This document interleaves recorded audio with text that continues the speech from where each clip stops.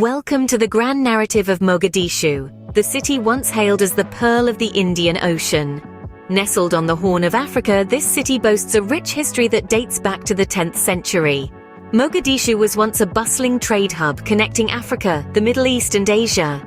Its strategic location and wealth made it a coveted pearl, shining with cultural diversity and vibrancy. Fast forward to the present.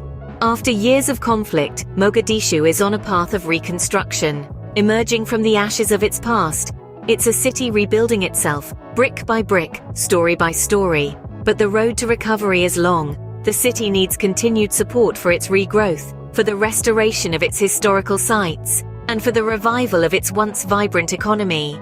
A city of resilience, a city of hope, a city of growth. This is Mogadishu, the Pearl of the Indian Ocean, on its journey to reclaim its glory. Until next time, remember, history is always in the making.